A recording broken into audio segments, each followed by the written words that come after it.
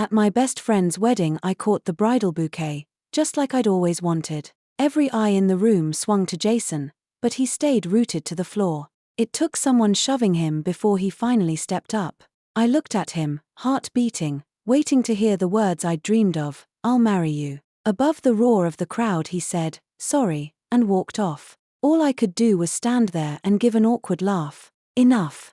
I was done. "Jason, I'm letting you go." The wedding rolled on, unruffled by the tiny drama. I took my seat and toasted Nina with nothing but honest joy.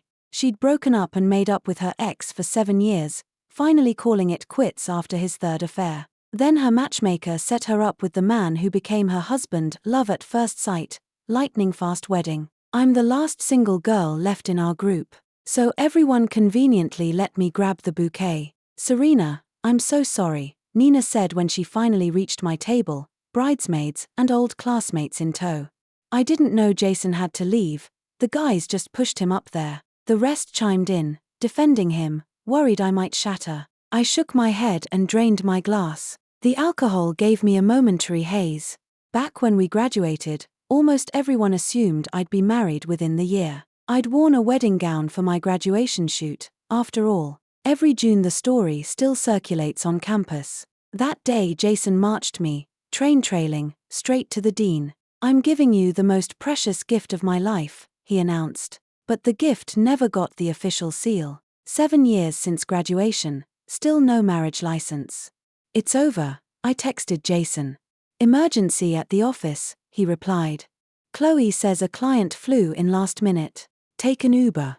"Okay." We both knew he wouldn't pick me up. Still, we went through the ritual. We had nothing else to say. I scrolled our recent chats, not one exchange longer than 10 words. Most frequent line from him, "Not coming home tonight." And Chloe. Chloe and I, off to Denver with Chloe, client dinner with Chloe, catching a red eye with Chloe. Jason's virtue, he never hides it. He doesn't get that I'm not asking for a report or a chauffeur. It's that 7 out of 10 sentences out of his mouth are Chloe. That ratio stings. And yes, I've raged dozens of times. I can recite his answers verbatim. "It's work. She's my assistant. It's all business. You know the company wouldn't exist without her. You're being paranoid." I opened the Uber app. The driver glanced at my formal dress and the smell of champagne. "Had a few, hun? Want me to call someone when we get there?" "There's no one to call." I shook my head and rolled the window down. Neon storefronts smeared past. Maybe we'd flaunted it too hard, white dress too early, headlines too loud, so fate kept the groom away? But if I had married him, would it feel like this? Watching the city rush by, I wondered for the first time whether I still wanted to be Mrs. Vance. Nina's call yanked me awake the next morning. "Serena, what the hell was that? 7 years and he can't even give you a straight answer." I had none. By rights I should have been furious. He'd thrown me to the wolves. But I wasn't just numb. My phone pinged. "Corporate gala tonight. I'll pick you up." He rarely parades me in front of his staff. This was the consolation prize. Yesterday was work. Don't overthink. Same old Jason, spot the glitch, apply the patch. We never fight more than 3 days. He follows the manual, case closed. If I push past that, he stops responding and lets his eyes ask why I'm still yelling. He doesn't grasp that resolved means nothing to a heart. Work thrives on efficiency, love can't. Sure. I went upstairs, picked a gown, painted my face, lacquered every last eyelash. The mirror showed perfection, but I couldn't smile. Once, an invitation like this would have lit me up. Now it felt like a chore. I waited downstairs while dog walkers and joggers stared at the overdressed woman checking her phone. Nothing, no texts, no calls. Fine. Another Uber. I arrived as the banquet was in full swing, clusters of suits and gowns laughing over champagne. No Jason, no familiar face. I found a corner table and Saturday. Then I saw him enter with Chloe on his arm. Instant spotlight. They worked the room like a royal couple. She handed him a fresh drink, whispered in his ear. They shared a smile. The word that surfaced wasn't anger, it was suited. When they reached my side of the hall, I was invisible. So this must be Mrs. Vance, no wonder our CEO's so driven, with a beauty like you behind him. The speaker didn't know the woman on Jason's arm was his assistant. The room hushed, curious which woman claimed the title. Chloe giggled and pressed closer. Ellis, this is Chloe, my executive assistant. You two emailed about the Denver deal. Jason steered the topic away, but he didn't shake her off. They drifted on, the staff cheering behind them. Embarrassed, I looked down and saw 3 unread messages. Emergency meeting with Chloe running late. Are you here? Where are you? Not answering. Forget it. Don't come. I watched them glide away. I didn't feel mad, just foolish. Free for a drink? Nina's trademark text storm. I said yes, I needed out. Wow, the model girlfriend out past curfew? Color me shocked. I ignored the jab and killed the cocktail she shoved at me. You're married 5 minutes and already back in a bar? Nina draped an arm around me, eyes glassy. I'm not you, babe. Ring or no ring, I drink when I want and flirt when I want. Bluster, but I envied it. Call your prince to carry you home, I'm too tipsy to drag you. I stared at the empty glass. He's busy. I'll Uber. Nina squinted, then blurted, I still like your old style better. I looked down at the gala gown, so out of place among the beerslick tables. Doesn't look pretty good to me. Nina leaned against me and said, Serena, back at Riverdale we were the terror twins of punk. Look at you now, head to toe, 0 art left. You're a vase, a great big soulless vase. I glanced at my perfect waves, the figure-hugging dress, the custom heels, the matching jewelry, the flawless makeup, and punched Nina's arm. Come on, it's not that extreme. This socialite glow is trending like crazy. Nina burst out laughing. Socialite?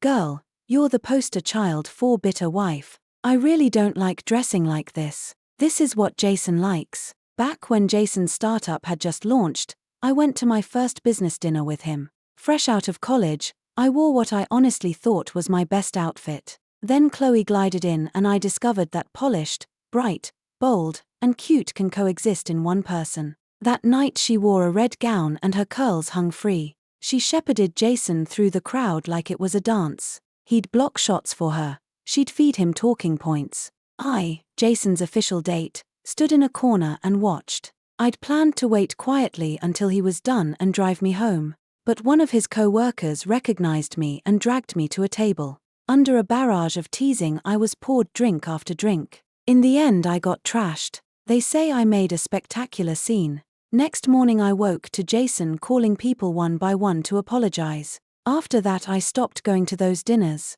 Partly scared I'd embarrass him again. Partly scared I'd see Jason and Chloe together. Scared I'd lose it. Scared he'd say, "It's just work, stop acting crazy." I stayed quiet for a long time. Drunk Nina muttered again, "Or maybe, scratch the clothes, I just like the old you." Like the old me? I froze. Without thinking I said, "Haven't I always been like this?" Nina shook my shoulders.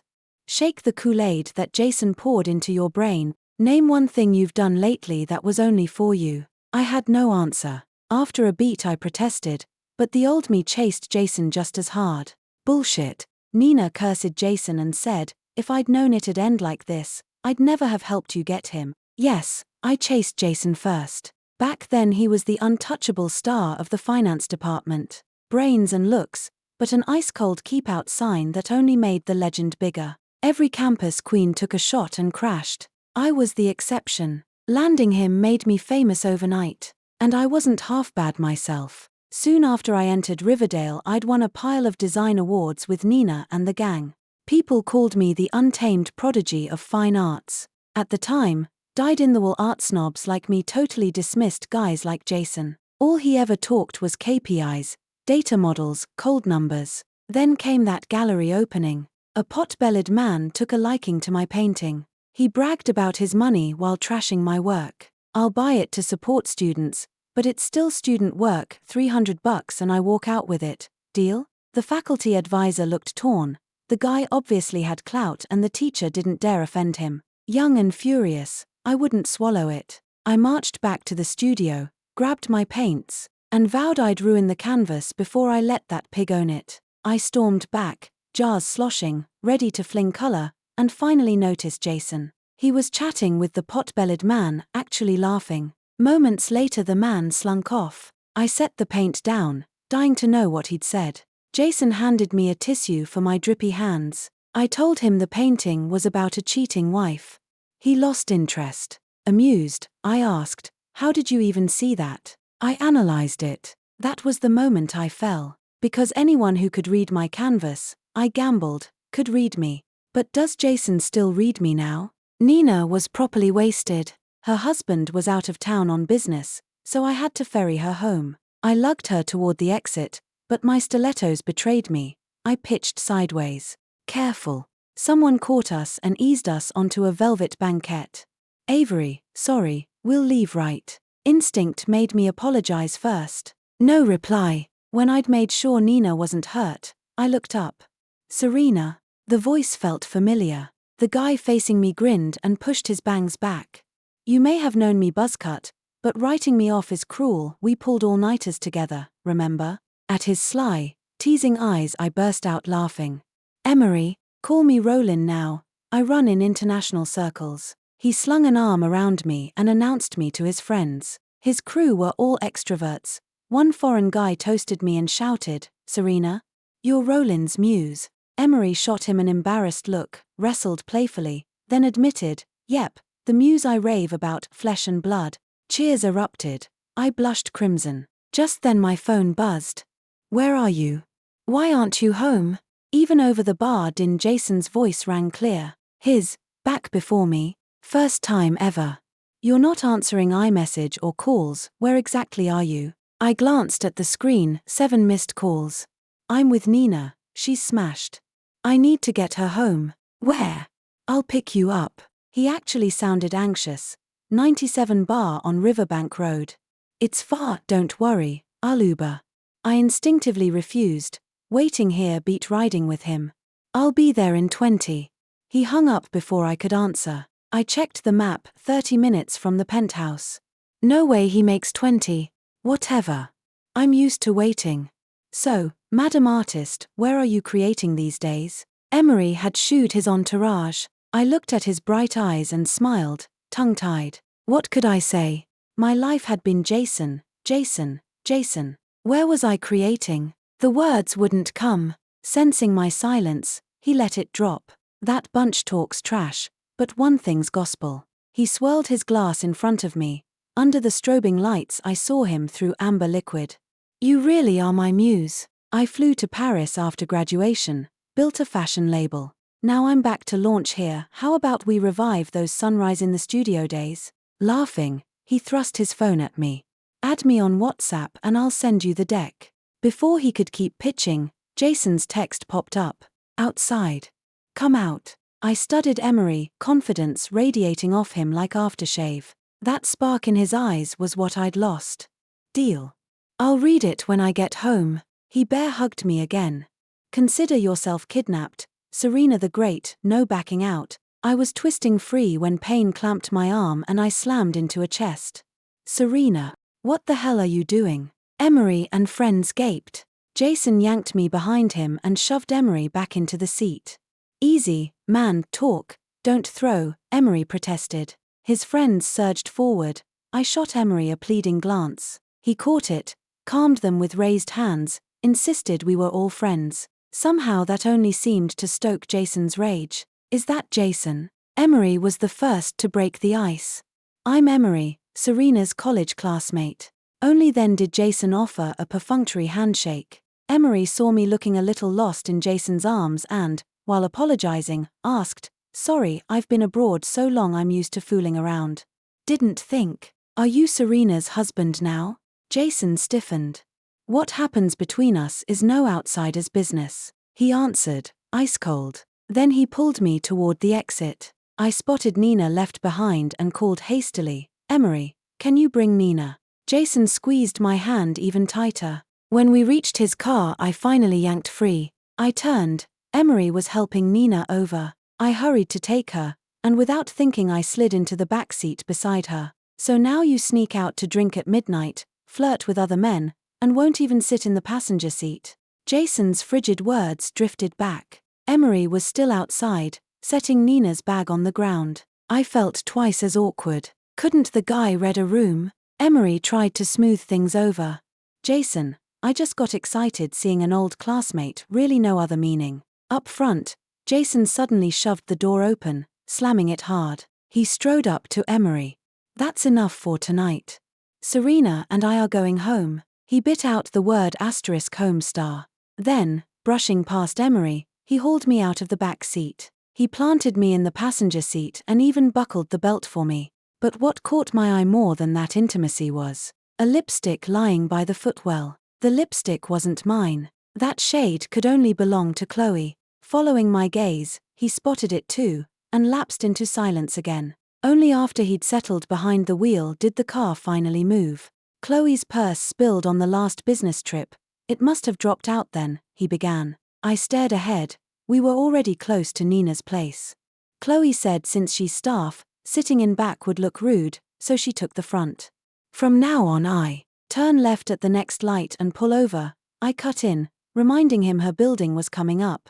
There's nowhere to park inside, just stop here. I'll walk her up.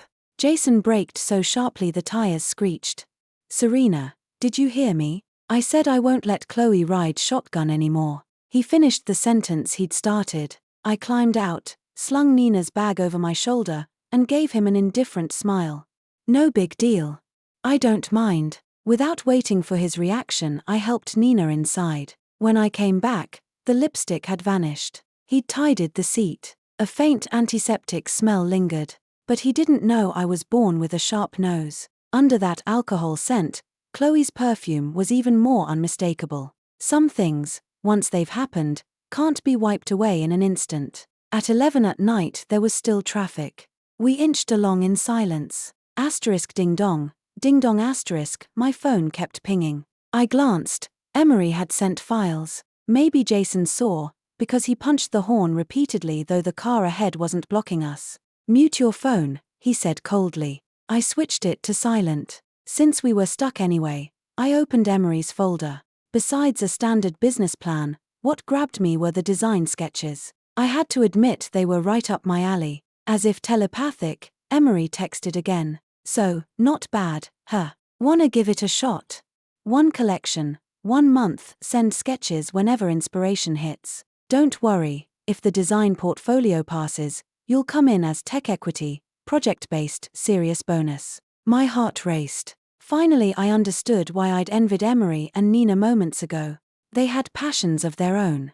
The thing I'd loved had been orbiting Jason. Now something mattered more than him. I was lost in those sketches. Serena, Serena, Serena. Jason called 3 times before I heard.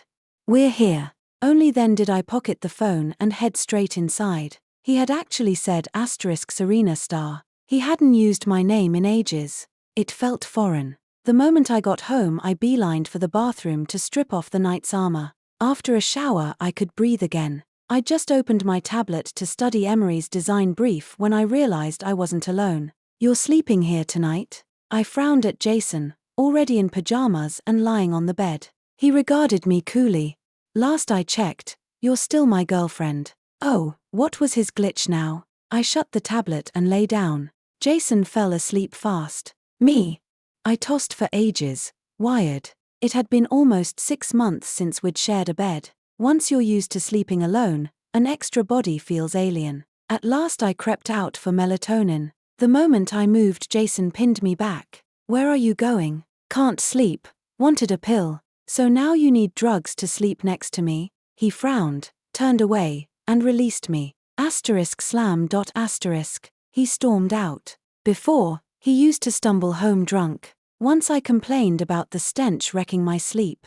The next day he'd moved into the guest room. He knew I wasn't angry about the late drinking. The night before, Chloe had driven him home. Serena, so sorry Mr. Vance drank for me.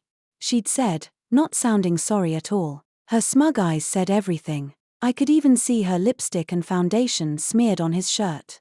When I woke the next morning he was gone. The difference this time, breakfast waited on the table. But steak and juice couldn't compete with the soy milk and youtiao I craved. Heard Emery's back.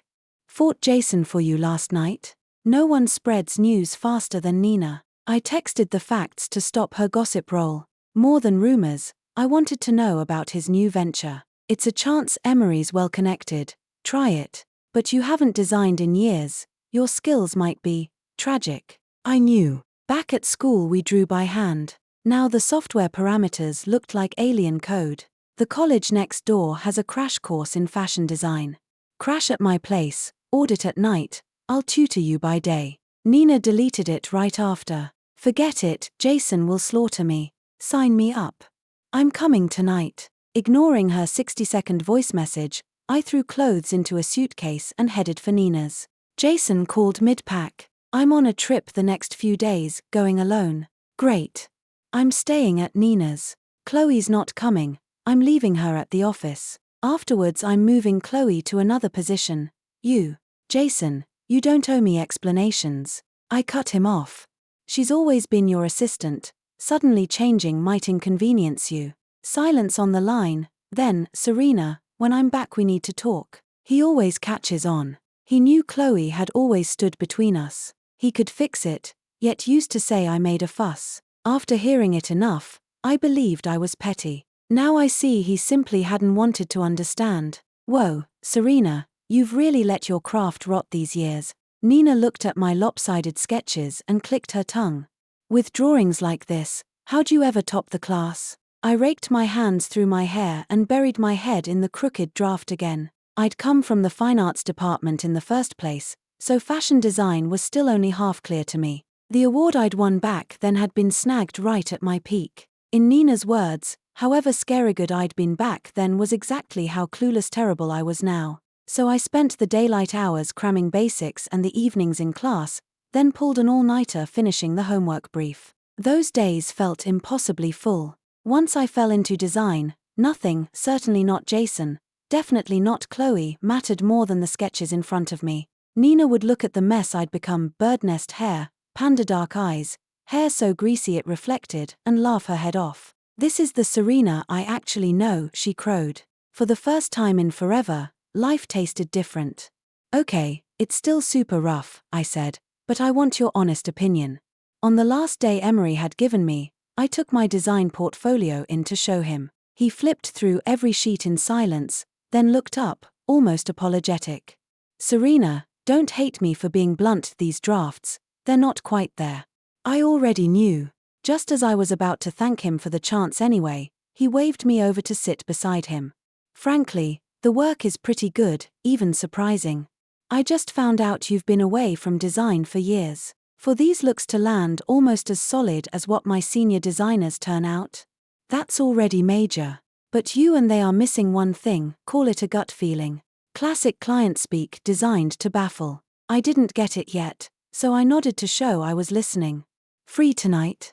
I'll take you somewhere. I hesitated, then said yes. Jason was flying back in this evening. He'd asked me to dinner. In the past I'd have cancelled on Emery without a second thought and sprinted to Jason with bells on. Now the thought was, a meal with Jason, so what? It didn't outweigh my unfinished sketches. Emery hadn't rejected me outright.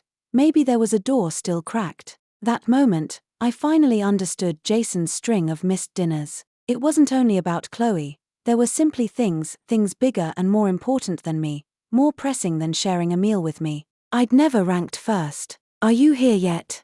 Stuck in traffic, wait for me. Predictably, Jason texted only as the dinner hour hit. Jason, I can't make it tonight. I've got something. I messaged you this morning, you were probably slammed and missed it. Silence stretched from his end. Whatever it is, I'll wait. I nearly dropped the phone. 7 years, and I'd always been the waiter, the one who waited for him and Chloe to finish working, waited for dinner, waited for bedtime, waited for the odd free weekend. He had almost never waited for me. I felt oddly honored. No, you're jet-lagged, go home and crash. Serena, you. He sounded furious. The Uber stopped, and Emery tapped my arm, we'd arrived. Gotta go. Talk later. I hung up before Jason could finish. When I stepped out and saw where we were, I blanked for a long second. Emery had brought me back to my undergraduate campus. That's shocking, huh? Laughing, he led me straight to the art building. Turned out tonight was the opening night of the summer gallery opening. In this same exhibit years ago, I'd met Jason. Inside, surrounded by shining, fearless 20-year-olds, I instantly caught Emery's drift. My work was soaked in dusk. What it lacked was raw life, wild, unapologetic pulse. I'd nabbed that design prize so soon after freshman year not because my technique had been flawless but because I'd oozed unchecked confidence, the reckless energy of someone who didn't know the word impossible. I thanked Emery from the bottom of my heart. Avery, now I know what's missing. His answering grin went deliberately goofy. Told you my muse was just napping, one nudge and boom, awake. Noticing my embarrassed squirm, he added quickly, don't overthink it, I'm not only here for you. I'm talent scouting, need new blood to exploit back at the office. With that he ambled off, leaving me happily alone to study the exhibits. Until, in the storeroom, I spotted a canvas that stopped me cold, my own painting from years ago.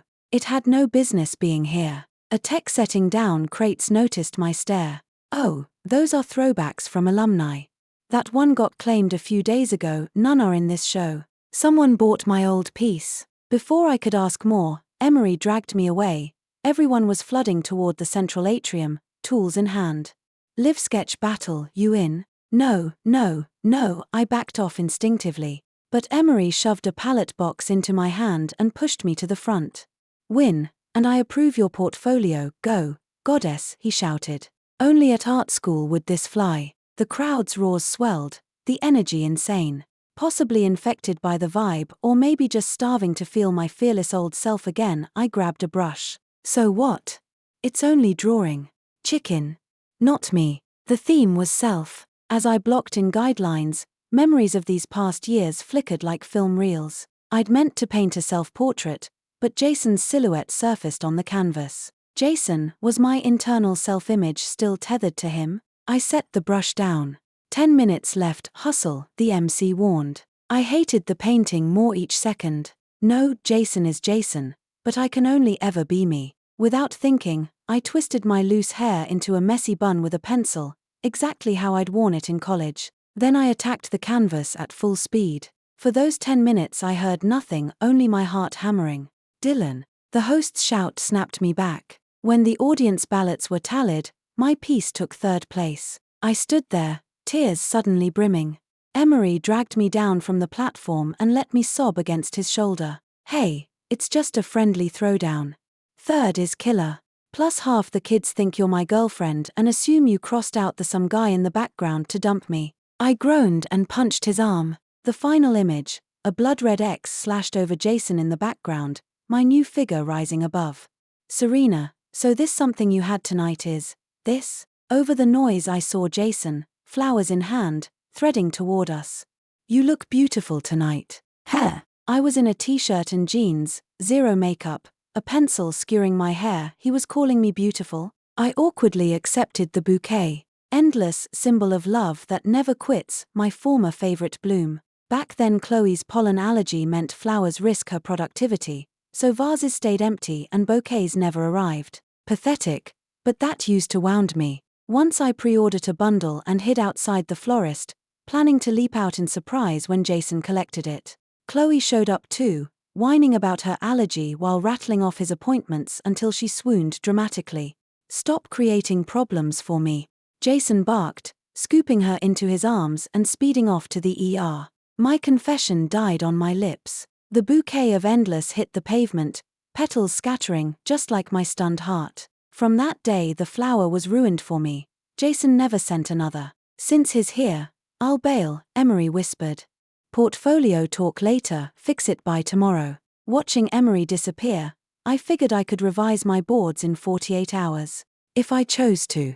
Lost in thought, I suddenly heard Jason's voice, Serena, marry me. My mind went blank. A buzzing roared inside my skull. I watched him drop to one knee, watched the ring box appear, watched the crowd swell around us. Everyone began to chant, say yes, say yes. This was the scene I'd pictured for 7 years. Those 2 words, marry me, were the words I'd dreamed of hearing every single night. I thought I'd squeal with joy, thought I'd throw myself at him, thought I'd answer before he finished the question. But I didn't. The endless hydrangea slipped from my fingers. I fumbled to rescue it. Jason seemed to read the war on my face. He stood, snapped the box shut, retrieved the blossom, and handed it back. Then, under every staring eye, He kissed me. I shoved instinctively, but he kissed like a storm, stealing every breath. The cheers grew wilder. When he finally let go, I was limp, propped against his chest. He'd bitten my lip. The metallic taste bloomed between us. Afterward he scooped me up, carried me off to applause. "You bastard." He set me hard on the grass. Humiliation scalded me. I lashed out. "Have you no shame? Why humiliate me in front of an audience? You could have asked in private, why corner me like this?" "Exactly." Somehow he yelled louder than I did. Looked even angrier. What right did he have? It was absurd. He always charges ahead, deciding what I need. We'd talked marriage before. I'd even drawn up plans. And every time I bounced in with color-coded dreams, he doused them with ice water. He always had a tidy rationale, a neat verdict on us. To him I was an accessory, less useful than Chloe, who actually grows his company. "Why?" "You hesitated. Planning to dump me for Emery?" I touched the split he'd left in my lip and said, "Jason, I'm myself first. Whether it's you or Emery, I belong to me. That's enough. Let's end it, we're done. Jason, I'm setting you free." 7 years, and finally I freed myself too. I left him and went straight to Nina's. She took one look at my swollen eyes and bleeding mouth, said nothing, and held me all night. The next morning, while Jason was at the office, I zipped over to pack. Inside the entry hung a new painting, my painting. So Jason had been the anonymous buyer. It looked ridiculous over his sofa. Just like me, lodged here for years without ever belonging. On the table sat yesterday's endless, now in a vase. A flower meant for eternal love, dropped twice. Fate, apparently, has a sense of humor. One way love can't last forever. Took me 7 years to learn. I walked out for good design portfolio tucked under my arm. Emery and his team had nitpicked all morning, but the line passed. He kept me in every step. Sketches, fabrics, pattern tweaks, model fittings. It reminded me of Jason's start. He'd spotted the online boutique wave, turned down Wall Street, and opened a tiny Shopify store. That summer he met Chloe, then a freelance model. I'd visited the shoot. Sweltering warehouse, Chloe cycling through outfits while Jason shot, edited, uploaded. I'd been buried in my thesis, useless to him. The shop blew up. By the time I graduated, they were a seamless duo. Company launched, staff hired. Jason became CEO, Chloe his executive assistant. I became the girl with too much free time. I told myself, they're only colleagues. But jealousy corroded everything, and Jason's indifference eroded what we called love. I lost myself. Now, living the process, I see, Jason loves Jason more. Given the choice, he picks work and the aide who safeguards it. After the breakup, his Instagram turned into a diary. Came down with a cold, no meds. Flying solo on this trip. Framed Serena's painting, stunning. Bought a balcony full of blooms. I wondered if the posts were set to Serena only, but I didn't bite. These days, like the old Jason, I put myself first. Emery, frankly, is brilliant. 3 months later my sketches debuted as the brand's core collection. Sold-out rates broke records. Industry blogs started mentioning a new name. Serena no longer preceded by Jason's. The high was intoxicating. At the launch party that night, Jason showed up. Our company encourages personal style, so I'd reverted to old form. Black miniskirt, thigh-high boots, razor wing liner, and the finishing touch, fresh dreadlocks. He didn't recognize me at first. Second glance, his eyes flared. Then Emery barreled in, spotted me, and yanked off his own shirt to drape across my legs. "Not to sound medieval," he murmured, "but that skirt's risky when you sit." I burst out laughing. Also, Jason's firm has killer distribution. Try not to hate me for partnering, okay? I shook my head. Business and baggage are separate. After rounds of toasts, everyone loosened. I leaned back, tallying bonuses. 2 more projects and Paris tuition is mine. Fresh cheers erupted. Bottoms up, design goddess. Not wanting to kill the vibe, I said, "All right, I'm in." Suddenly someone seized my glass and drained it. I turned, Jason. After lifetimes of shielding Chloe, he'd finally taken a hit for me. He swapped seats and landed beside me. Staring at Emery's shirt on my lap, he finally asked, Serena, can I ask you something? I nodded. Do you still love me? I studied his flushed face, the wet gleam in his eyes. Yes. He froze, then gripped my shoulders. Then let's start over. I shook my head. I love you, but not enough anymore. He still didn't get it. I'm the one I adore now. Desperate, he pressed. What happened? Tell me and I'll fix it. Chloe's gone. I fetched the family registry. We can sign tomorrow, buy a bigger place, build you an art studio, bankroll your own label. I listened, the way he once endured my fantasies. Beautiful blueprint. Only it's no longer the life I want. Stay exactly as you are, no change needed. Because I don't need it anymore. He frowned, refusing to quit. I sighed. Late love is cheaper than weeds. Jason, don't make a scene. My process filed you under past long ago. My future doesn't include you. I handed his own old lines back to him. From here on, we keep our distance and that will be blessing enough.